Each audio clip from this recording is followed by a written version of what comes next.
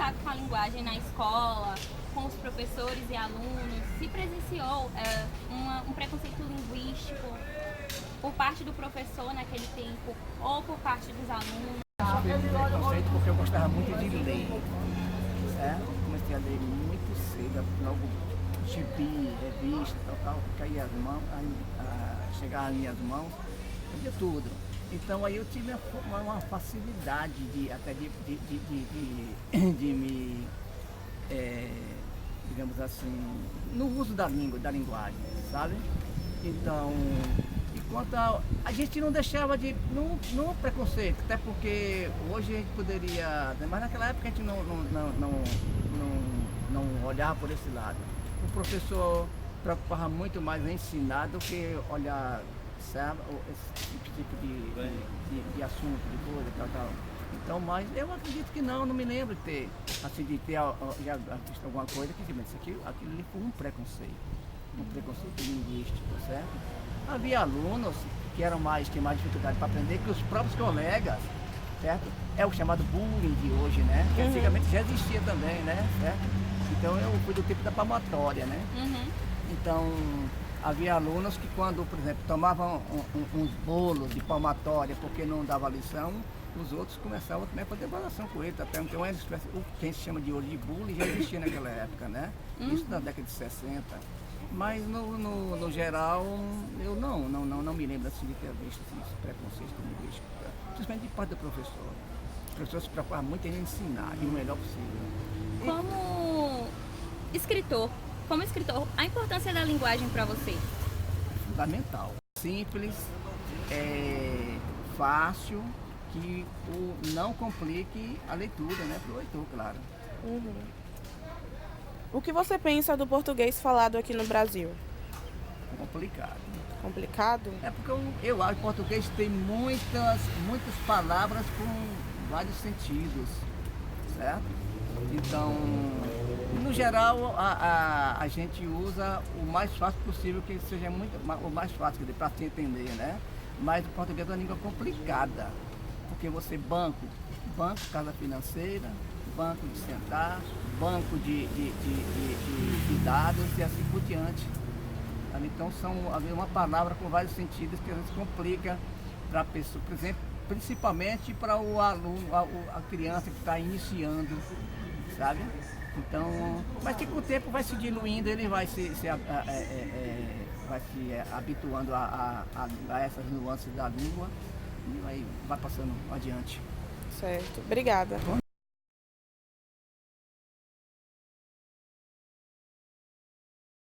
Em relação ao preconceito linguístico, o que você pensa sobre esse preconceito, que é bastante enraizado em nosso país? Assim, eu penso sobre preconceito linguístico uma coisa que tipo assim, a falta de informação do outro e compreender a diversidade que hoje em dia existe no nosso país, eu acho que é uma coisa que deve ser tratada desde o início, para ter uma aceitação melhor, porque não existe melhor, nem certo, nem errado. É uma coisa muito de cada um, e isso também vai a questão do lugar que a pessoa nasceu, como ela foi criada, como as informações são passadas para ela. Em relação a isso, sobre a sua infância, como foi seu primeiro contato com a linguagem? Como foi seu processo na educação escolar, no ensino fundamental? Eu lembro que um dia, quando eu estava lá no início, a professora passou um livro, que era um texto da galinha. Aí eu tive que ler todo aquele livro, assim, junto com minha mãe, que me impressionava muito, porque eu tinha perdido o ano anterior, e aí meu contato com a leitura, com a linguagem, desenvolveu mais a partir dessa época, que houve um foco maior, e que também que havia uma pressão, que era a minha mãe, que estava ali sempre trabalhando ali, Anderson, vai leia, e às vezes eu desanimava da criança que quer brincar, e ela falava, não, volte, vai estudar, depois você brinca.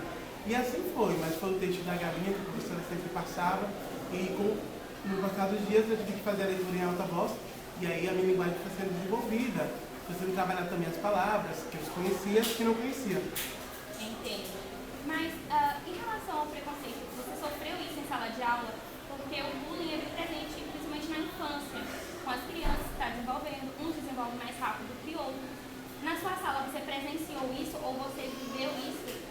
Assim, ó, eu nunca vi, isso nunca foi, tipo, pra mim eu nunca sofri isso, mas eu já vi muitos colegas meus que sofrem de gagueira, e, tipo assim, tem dificuldade em pronunciar aquela questão, também outros que são raízes de outra região e se comunicando e de repente ser motivo de risadas, de motivo das pessoas começarem a zoar no meio de todo mundo. E a gente depois ter que se reunir para conversar de esfera natural, que o outro não tinha recebido uma preparação para poder entender de que isso, até a coordenação pedagógica, intervir e resolver o problema. Como você vê a atuação do professor ao tratar e trabalhar isso em sala de aula? A atuação do professor ao tratar... hoje em dia, assim, eu falo com a minha experiência, eu vejo que os professores, eles trabalham muito bem, porque eles explicam essa questão até da região, abrindo a mente daqueles que não sabiam, para que existe diversidade de pessoas que falam de modo diferente e existem pessoas que falam do modo padrão, o modo que é o formal e o informal. É isso? Então, aí os professores sempre trabalham isso com a turma, sempre abrindo a mente dos alunos aqui mesmo. No CEP, eles falam muito isso e a gente tem aprendido muito na nossa mente para poder não cometer os mesmos erros que outros cometeram. E o português falado aqui no Brasil, como você vê ele aqui no Brasil e o português de Portugal e Angola? Olha, eu vejo o português do Brasil muito difícil. Eu acho que eu estudo inglês e eu fiz inglês 2 anos e meio e tipo assim, eu sei que o inglês é 2 porquês.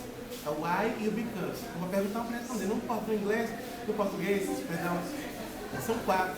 E aí dificulta muitas vezes, mas nada que a gente não foque e saiba prestar atenção direitinho para poder entender o que está acontecendo. Muito obrigada. Obrigado.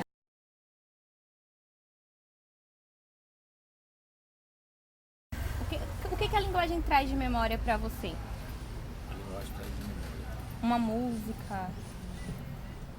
Olha, a linguagem traz de memória traz tudo. Música, contos, as histórias infantis, né? Tudo isso aí é através da linguagem que a gente desenvolve, cresce e vive, né? O senhor trabalha numa banca, muitos livros. Já presenciou alguém com vontade de querer ler, porém não saber como? Muito. Aqui já presenciei pessoas que chegam e... Quanto é o livro? X reais. É para você? Não, não sei ler não. Não sei ler. É para meu sobrinho, meu tio, gostaria de aprender, mas não tive a oportunidade de aprender. Então, às vezes eu fico até comovido de ver assim que no século XXI ainda tem gente analfabeta.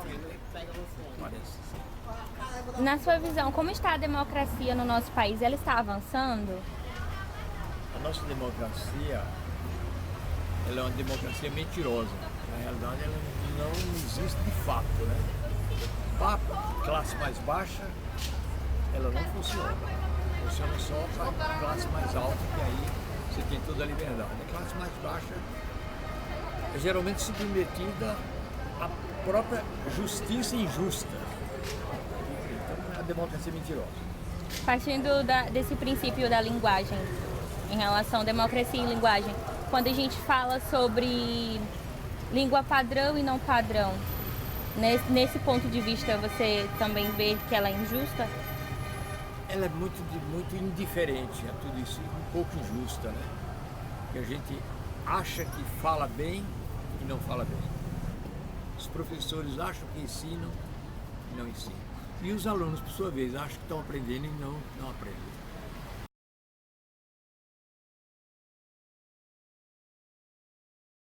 Sobre sua memória, o que você lembra? Como foi o seu passar pela linguagem na infância? Como foi que o professor trabalhou isso com o senhor?